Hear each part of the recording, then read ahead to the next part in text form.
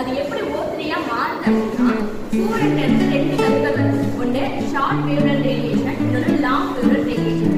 இதுல long wavelength radiation மூலம் நமக்கு எந்த பாதிப்புமே இல்லை. அதுக்கு மாறாக நமக்கு விட்டமின் டி போன்ற சில சத்துக்கள் தான் கிடைக்கும். ஆனா ஷார்ட் வேவ்லென்த் ரேடியேஷன் மூலம் நமக்கு மிக பெரிய பாதிப்பு. அது என்ன அப்படின்னா தோல்ல புற்றுநோய் இருக்கு, அதாவது ஸ்கின் கேன்சர். அது மட்டும் இல்லாம கண்புரை நோய் ஏற்படுது. நம்ம கிட்ட இருக்க நோய் எதிர்ப்பு சக்தி மண்டலம் பாதிக்கப்படுது. இதுதான் ஷார்ட் வேவ்லென்த் ரேடியேஷனோட பாதிப்புகள்.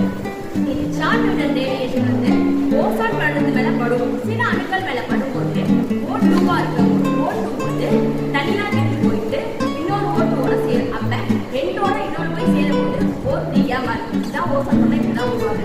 ஓசோன் படலம் நமக்கு எதுக்கு பயன்படுது பார்ப்போம். ஓசோன் படலம் அந்த ஷார்ட் வேவ்லென்த் ரேடியேஷனை வடிகட்டி நமக்கு அனுப்புறதுனால நமக்கு எந்த நோயும் ஏற்படாது. இதுக்குதான் ஓசோன் படலம் பயன்படுது. ஓசோன் படலம் எப்படி பாதிப்படைகிறது பார்ப்போம். ஓசோன் படலம் எப்படி பாதிப்படையுதுன்னா நம்ம யூஸ் பண்ற நெயில் பாலிஷ், லிப்ஸ்டிக் இதெல்லாம் யூஸ் பண்ற சிஎஃப்சி, அது மட்டும் இல்லாம ஃப்ரிட்ஜ், ஏசி இதெல்லாம் யூஸ் பண்ற சிஎஃப்சி. சிஎஃப்சி எதுக்கு யூஸ் பண்றாங்க அப்படின்னா ஒரு பொருளை கூலிங் அதாவது குளிர்சாதனமா வச்சுக்கிறதுக்காக யூஸ் பண்றாங்க. சிஎஃப்சி மட்டும் இல்லாம வெடிவெடிக்கிறதுல இருந்து வெளிவர புகை, பால்ல இருந்து வெளிவர புகை, நம்ம டெய்லி எரிக்கிறதுனால ஏற்படுற புகை, இது மூலமா தான் ஓசோன் படலம் பாதிப்படையுது. ஓசோன் படலம் எப்படி பாதிப்படையுது அப்படின்னு பார்ப்போம்.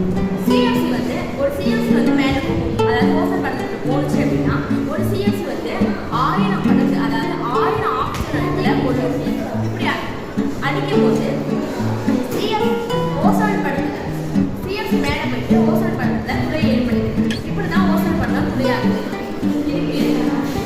என்ன பண்ணா அப்படின்னா இப்போ இந்தியாவில் நோ பொல்யூஷன் அப்படின்ற பட்டாசுலாம் வெடிக்கிறாங்க. அந்த பட்டாசை யூஸ் பண்ணலாம்.